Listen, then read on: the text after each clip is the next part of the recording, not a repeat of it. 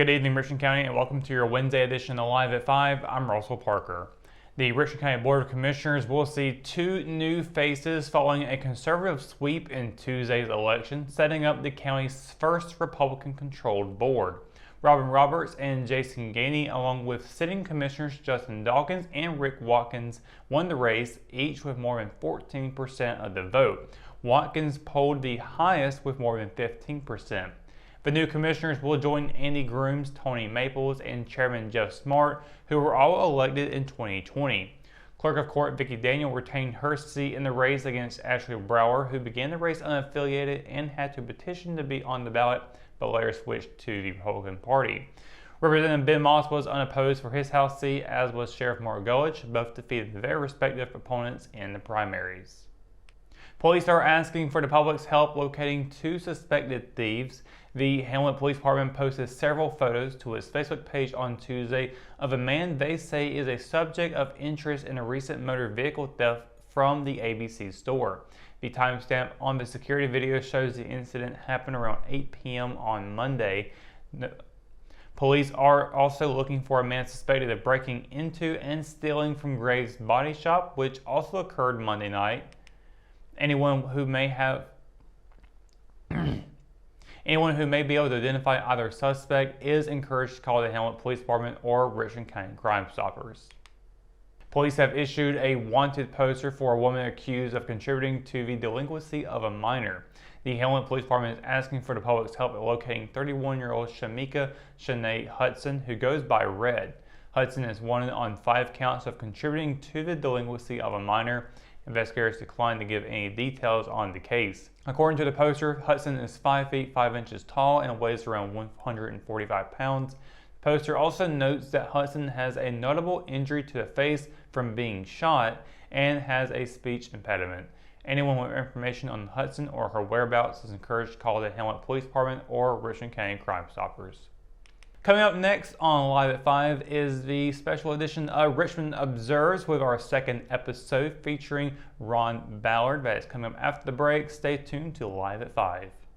At Richmond County Hospice, we strive to provide high-quality care to our patients and their families. Whether it's the incredible hospitality at the Haven House or from the comfort of your own home, you can count on hospice to be there for you. We also offer monthly grief support groups, and our chaplain will be there to hold your hand in prayer. Through our amazing staff and our volunteers, hospice has made difficult times easier for our community. Call the number on your screen if you feel that you or your loved one may benefit from our services. Richmond County Hospice. Peace, comfort, dignity. I'm C.F. McDowell III, and welcome to another edition of Richmond Observes here on the Richmond Observer. It is my privilege to help you observe why Richmond County is so rich, and the why is its people.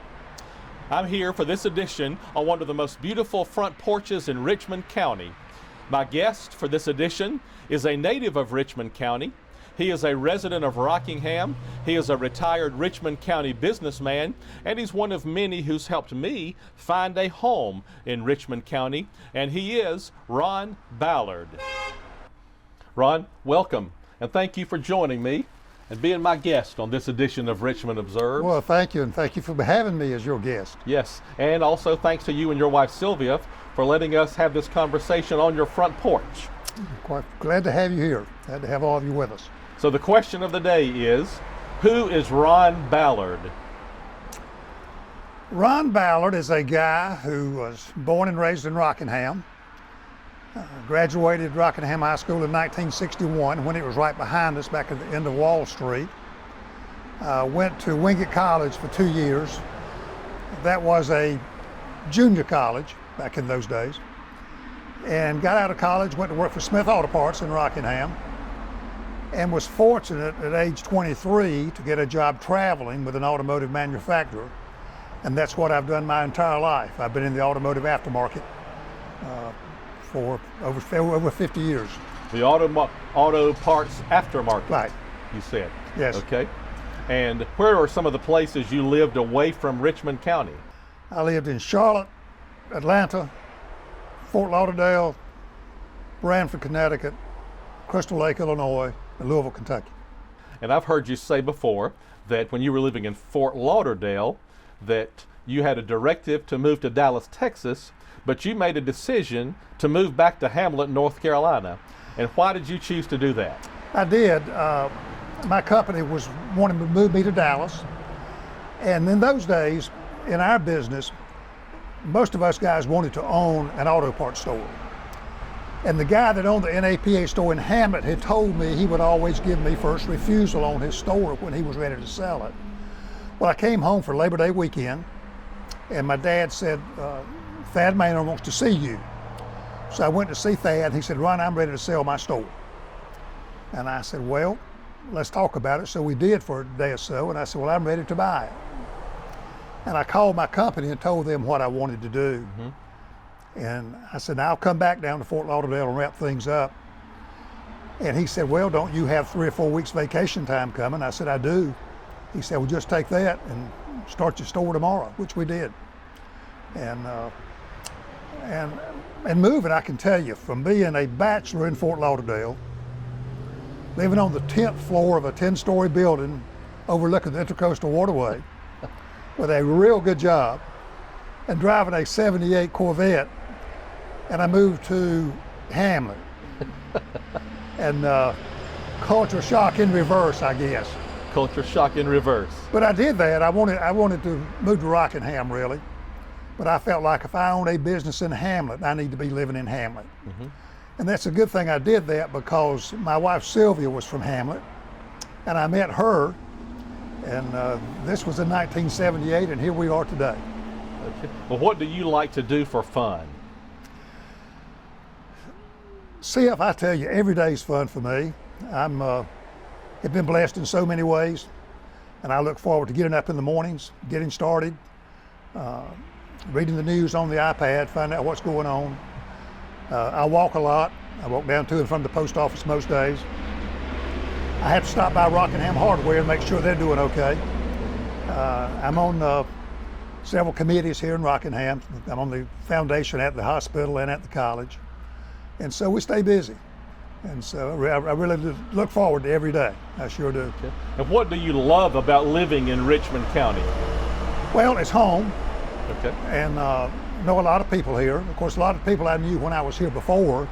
Some of them are no longer with us, and some of them have moved away.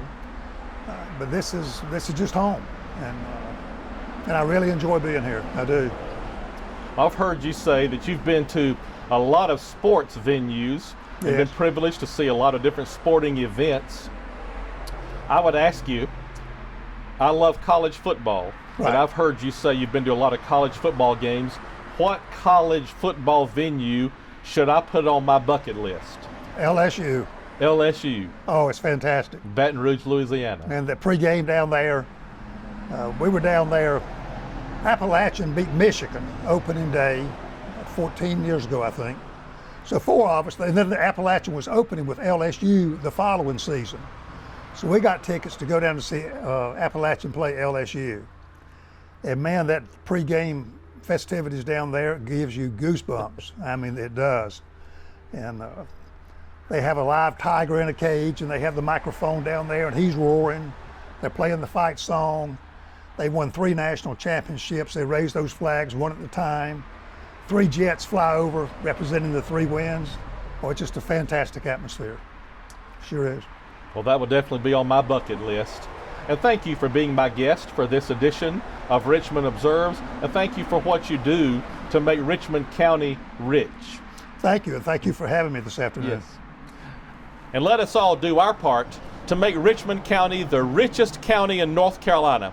And thanks to all of you for tuning in. And for my executive producer and cameraman Russell Parker, I'm C.F. McDowell III, and I remind you of what my late friend Jimmy G. of Columbus County loved to say: give a smile away every day.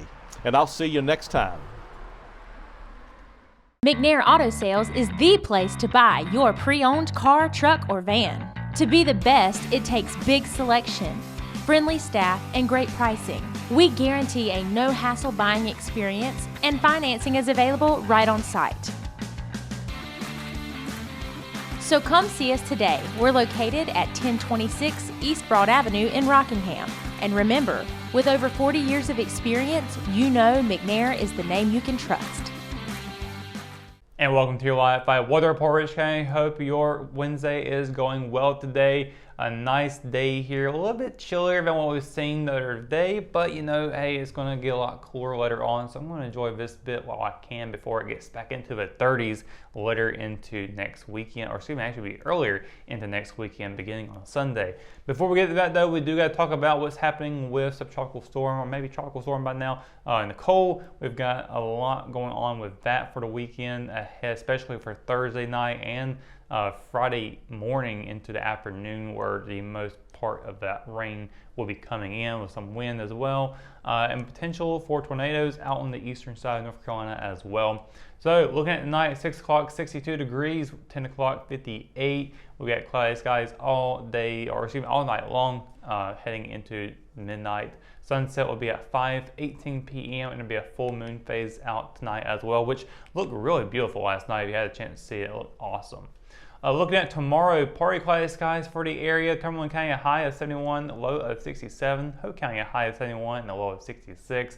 Robeson County a high of 71 and a low of 68. With Scotland County at a high of 72 and a low of 68. Up in Moore County, high of 67, low of 64. With Richmond County here seeing a high of 68 and a low of 65. Across the PD in Anson County, just 1 degree cooler on the low there. And Marlboro County will be seeing a high of 73 and a low of 67. Now looking at forecast for tomorrow, we do get partly cloudy skies for the afternoon, but the rain does roll into the later parts of the afternoon. Thursday, high of 68, low of 65, with 100% chance of rain for the evening. Just off about a 50% chance as we get into the later afternoon area. Then we get into Friday, pretty much rain all day long from morning through the afternoon. As we get into the evening, should clear up, high of 76, low of 60. And then Saturday, high of 74, low of 45, and that will lead into Sunday with that 34 degree temperature for the low. High will be 56. Weekend still going to be partly cloudy skies, not too bad. And then Monday, partly cloudy skies again with a high of 54, low of 39, pretty chilly that day. Tuesday, we're going to see a little bit of rain chance, high of 52, low of 42, with a 30 to 60% chance of precipitation. And then we'll round out the 7-day forecast here with Wednesday, partly cloudy skies, a high of 57 and a low of 38. So that's going to do it for your Live at 5 weather report and for tonight's edition of Live at 5.